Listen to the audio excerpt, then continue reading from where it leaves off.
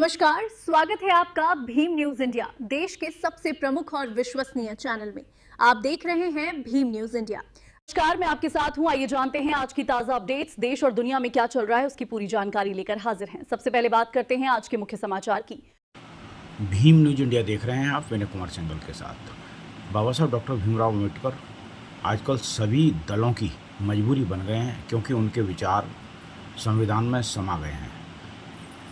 मुख्यमंत्री राजस्थान के भजन लाल ने अम्बेडकर जयंती पर क्या कुछ कहा, देखिए। हालांकि विचारधारा अलग हो सकती है, लेकिन संविधान सर्वोपरि है। यही कारण है कि आज किसी भी दल को बिना अम्बेडकर के सहारे के आगे बढ़ने में परेशानी हो रही है। अम्बेडकर अमर रहे, बाबा साहब भीमराव अम्बेडकर अमर रहे, बाबा साहब भीमराव अम्बेडकर अमर रहे। आज के इस डॉक्टर बाबा साहब भारत रत्न भीमराव अम्बेडकर जी की 135वीं जयंती के इस समारोह में मंच पर विराजमान कैबिनेट में मेरी साथी उप मुख्यमंत्री श्रीमती दिया कुमारी जी, कैबिनेट के मेरे दूसरे साथी उप मुख्यमंत्री डॉक्टर प्रेमचंद बैरवा जी, आए सभी मेरे पूजायोग बुजुर्गों, नौजवान दोस्तों और मेरी माता बहनों, सबसे तो पहले तो मैं आपका इस कार्यक्रम में आने पर वंदन करता हूं, अभिनंदन करता हूं। आप सभी को मैं प्रणाम करता हूं। है कि बाबा साहब का 135वां जयंती हम मना रहे हैं। मैं भारत के महान सपूत, हमारे संविधान के शिल्पकार तथा सामाजिक न्याय के महान नायक भारत रत्न डॉक्टर भीमराव अम्बेडकर जी को उनकी जयंती पर कोट कोट नमन करता हूं, उनको श्रद्धा सुमन अर्पित करता हूं। और आप सभी राजस्थान वासियों को उनकी जन्म जयंती पर बहुत बहुत शुभकामनाएं देता हूं, बहुत बहुत शुभकामनाएं देता हूं। आज हम भारत रत्न डॉक्टर भीमराव अम्बेडकर की जयंती के पावन अवसर पर एकत्रित हुए हैं। यह दिन हमारे लिए बहुत प्रमुख दिन है। यह सामाजिक न्याय, समानता और संवैधानिक मूल्यों की पुनः स्थापना का प्रतीक भी है। डॉक्टर भीमराव अम्बेडकर भारत के संविधान के निर्माता, सामाजिक न्याय के दूत, दलित, शोषित, वंचित वर्गों के उद्धारक थे। उन्होंने छुआछूत की जंजीरों को तोड़ा, हर भारतीय को बराबरी का अधिकार दिलाया। बाबा साहब प्रखर विद्वान, पत्रकार, शिक्षाविद, विधि विशेषज्ञ एवं महान समाज सुधारक थे। उन्होंने न्यूयॉर्क के कोलंबिया विश्वविद्यालय से डायरेक्टरेट की उपाधि प्राप्त की तथा लंदन स्कूल ऑफ इकोनॉमिक्स में अध्ययन किया। विदेश में शिक्षा ग्रहण करने के बाद बाबा साहब ने जब वंचित और पीड़ित वर्गों के उत्थान के लिए अपना पूरा जीवन समर्पित कर दिया। भारत के संविधान की प्रारूप समिति के अध्यक्ष के रूप में उनकी महत्वपूर्ण भूमिका थी। वह मेहनत और लगन से उन्होंने हमारे संविधान का प्रारूप तैयार किया, जिसके लिए उन्हें हमेशा याद रखा जाएगा। बाबा साहब की विरासत और भारत के लिए उनका योगदान बहुआयामी योगदान है, हम उसको कभी नहीं भुला सकते। रिजर्व बैंक और वित्त आयोग जैसी महत्वपूर्ण संस्थाएं भी बाबा साहब के वैचारिक दृष्टिकोण की देन है। मजदूरों को पहले, आपने फिल्म में देखा, मजदूरों को पहले 12 घंटे काम करना पड़ता था, जिसे घटाकर 8 घंटे करने का काम बाबा साहब ने किया। न्यूनतम मजदूरी जैसे श्रमिक कल्याण के ऐतिहासिक सुधारों का श्रेय भी उन्हीं को जाता है। डॉक्टर साहब शिक्षा, न्याय, सामाजिक शोषण से मुक्ति का साधन मानते थे। उन्होंने महिला सशक्तिकरण और नारी शक्ति को एक समान भागीदारी दिलवाने के लिए काम किया। उत्तराधिकारी और विवाह संस्कार में महिलाओं के समान अधिकार के लिए भी उन्होंने संघर्ष किया। वे चाहते थे कि भारत में एक ऐसे आधुनिक राष्ट्र के रूप में उभरे जहां स्वतंत्रता, समानता, भाईचारा तथा न्याय आधारित समाज की स्थापना हो। बाबा साहब से भारत के उज्जवल भविष्य के लिए जब 3 बातें पूछी गए थे, उन्होंने कहा कि 3 प्रमुख बिंदु कौन से हो सकते हैं, लेकिन बाबा साहब का मत था कि पहला भी शिक्षा, दूसरा भी शिक्षा और तीसरा भी शिक्षा। क्यों? अगर मेरे गांव गरीब और वंचित भाई को शिक्षा मिलेगी तो सारे काम होते चले जाएंगे। उन्होंने शिक्षा को आधार मानते हुए कहा कि शिक्षा बहुत आवश्यक है। यशस्वी प्रधानमंत्री श्री नरेंद्र मोदी जी के नेतृत्व में बाबा साहब अम्बेडकर के विचारों से गहराई से प्रभावित किया है, क्योंकि प्रधानमंत्री जी जो अंत्योदय की परिकल्पना लेकर के चल रहे हैं, गरीब किसान मजदूर की परिकल्पना लेकर के चलते हैं, ये बाबा साहब की देन है। क्योंकि माननीय प्रधानमंत्री जी खुद को प्रधान सेवक कहते हैं, क्योंकि वे बाबा साहब के आदर्शों पर चलते हैं। उन्होंने अंबेडकर जी के सामाजिक न्याय के सिद्धांत को अपनी नीतियों का आधार बनाया। प्रधानमंत्री जी कहते हैं कि बाबा साहब का संविधान ही हमारी शक्ति है और उसी के आधार पर हम एक विकसित भारत का निर्माण करने के लिए कटिबद्ध हैं। सबका साथ, सबका विकास, सबका विश्वास और सबका प्रयास का यह मंत्र सीधे तौर पर बाबा साहब के सामाजिक लोकतंत्र का प्रतिबिंब है। मोदी जी ने बाबा साहब के सपनों को विकसित भारत बनने के लिए कई ठोस कदम उठाए। 2014 के बाद स्वच्छ भारत मिशन हो, उज्ज्वला योजना हो, पीएम आवास हो, आयुष्मान भारत हो जैसी कल्याणकारी योजनाओं का सबसे ज्यादा लाभ पिछड़े और अंतिम भाई बहन को मिले। मित्रों, मैं कहना चाहता हूं 2014 के बाद देश के यशस्वी प्रधानमंत्री नरेंद्र मोदी जी ने हमारे भारत का परिदृश्य बदला है। आप चाहे गरीब कल्याण की योजनाएं ले लीजिए, चाहे विकास की योजनाएं ले लीजिए, चाहे आतंकवाद नक्सलवाद का खात्मा ले लीजिए, चाहे देश की बढ़ती हुई अर्थव्यवस्था को ले लीजिए, और चाहे आप दुनिया में बढ़ता हुआ भारत का सम्मान ले लीजिए। माननीय प्रधानमंत्री जी ने बाबा साहब के उन मूल्यों को आगे बढ़ाने का काम किया है। हमारे यशस्वी प्रधानमंत्री जी ने बाबा साहब से जुड़े हुए 5 प्रमुख स्थानों को पंच तीर्थ के रूप में विकसित किया है। चाहे महू में जन्मभूमि हो, लंदन में आवास जहां बाबा साहब ने अध्ययन किया, नागपुर की दीक्षा भूमि हो, या दिल्ली में महापरिनिर्वाण स्थल हो, या मुंबई में चैत्य भूमि हो, इसके विकास का काम किया तो देश के यशस्वी प्रधानमंत्री नरेंद्र मोदी जी ने किया। मेरे भाई और बहनों, मैं कहना चाहता हूं, मेरे को जाने का अवसर मिला। जब मैं लंदन गया था तो मैं बाबा साहब के उस स्मारक पर भी गया।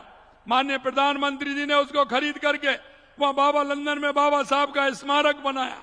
मैंने उस स्मारक को देखा था, पीछे रेलवे लाइन थी और उन लोगों ने कहा कि बाबा साहब एक पीछे पेड़ था, आज भी लॉन है उसमें।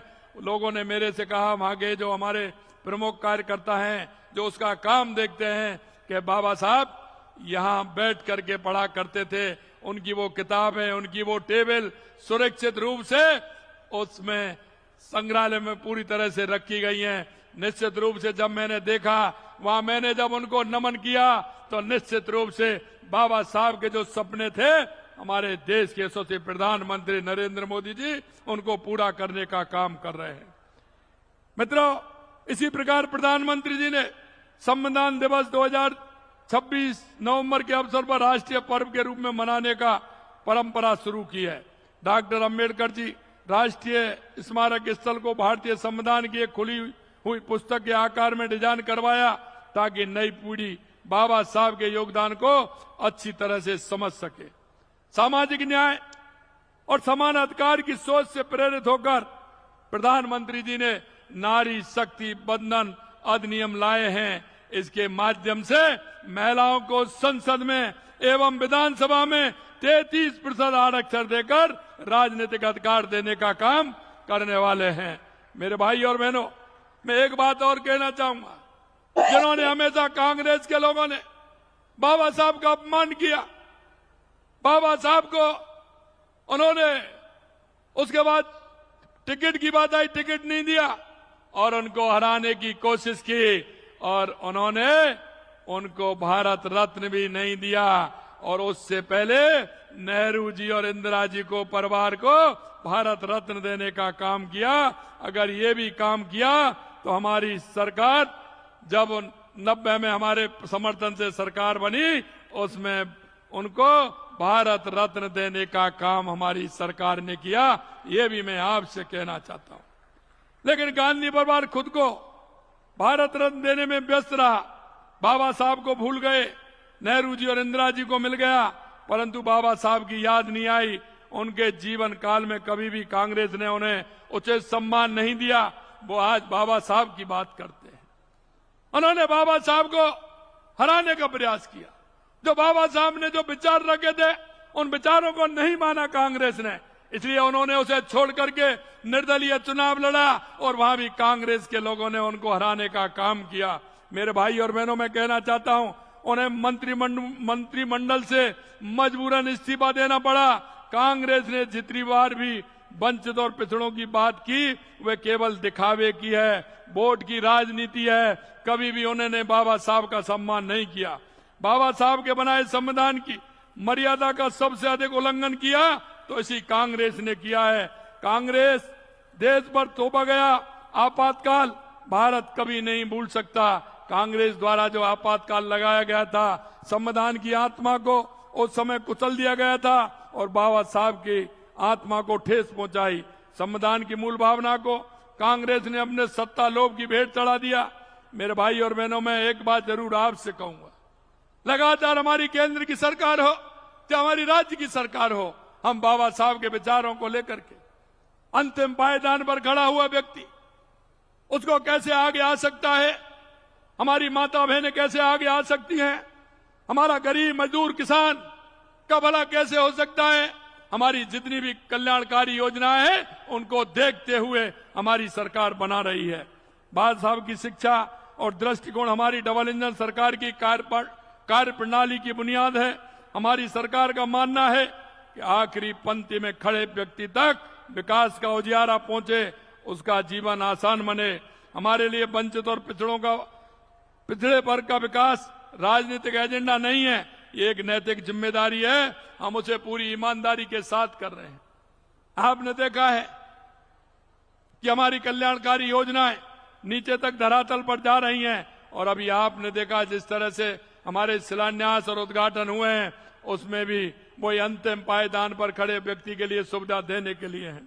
हमारी संवेदनशील सरकार के द्वारा गत 2 वर्षों में उठाए गए कदम की वजह से राज्य में अनुसूचित जाति जनजाति अत्याचार के प्रकरणों में 28% से अधिक की कमी आई है। अनुसूचित जाति जनजाति के विद्यार्थियों और युवाओं को शिक्षा प्रदान करने के लिए छात्रवृत्ति एवं आर्थिक सहायता दी जा रही है। शिक्षा के लिए अनुसूचित जाति उत्तर मैट्रिक छात्रवृत्ति योजना अंतर्गत 292 करोड़ रुपए देकर 3,75,000 विद्यार्थियों को सहायता प्रदान की गई है। अनुसूचित जनजाति उत्तर मैट्रिक छात्रवृत्ति योजना अंतर्गत 534 करोड़ रुपए खर्च कर 3,21,000 विद्यार्थियों को लाभान्वित किया गया है। इसी प्रकार अति पिछड़ा वर्ग उत्तर मैट्रिक छात्रवृत्ति योजना अंतर्गत 1,62,000 विद्यार्थियों को लाभान्वित किया जा चुका है। डॉक्टर भीमराव अंबेडकर राजस्थान दलित आदिवासी उद्यम प्रोत्साहन योजना में 2,500 से अधिक लाभार्थियों को 740 करोड़ रुपए का ऋण वितरण किया है। धरती आबा जनजातीय ग्राम उत्कर्ष अभियान में भी हमारा राज्य देश भर में अग्रणी है। पीएम जनमन योजना के तहत बुनियादी सुविधाएं प्रदान करने में पूरे देश में अव्वल हैं। हमने सामाजिक सुरक्षा पेंशन लगातार बढ़ोतरी करते हुए इस बार के बजट में पेंशन राशि को बढ़ाकर 1,450 रुपये किया गया है और आपने देखा अभी 1,363 करोड़ रुपए आपके खाते में चला गया। ये हमारी सरकार की पहचान है।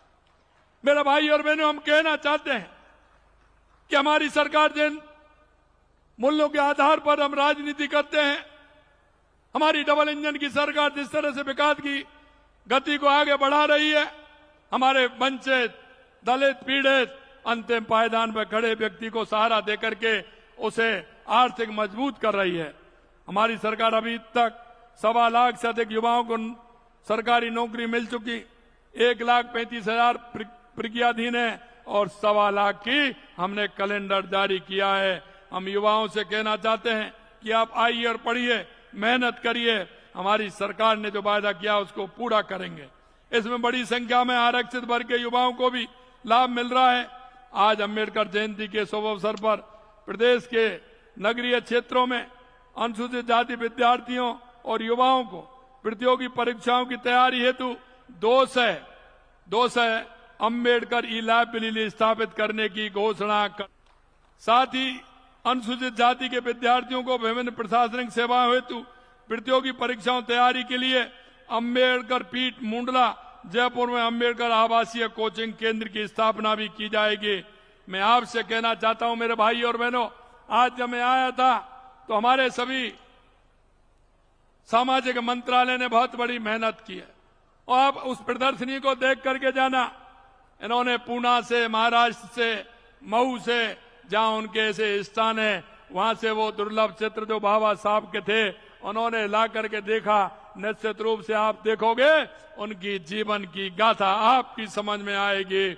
मैं यही कहना चाहता हूं, जो हमारे जिले में ये जो हम इसकी घोषणा हमने की है, इन सभी स्थानों पर 200 स्थानों पर अम्बेडकर ई लाइब्रेरी जो स्थापित करेंगे, इसमें बाबा साहब का जीवन चरित्र भी उसमें होगा और ये पूरी सिंधी और हर जिले में आपको देखने को मिलेगी, जिससे कि हमारे आने वाली पीढ़ी बाबा साहब के उन विचारों को संग्रहित करे, समाज में उनको फैलाए, जैसे हमारा राष्ट्र मजबूत हो।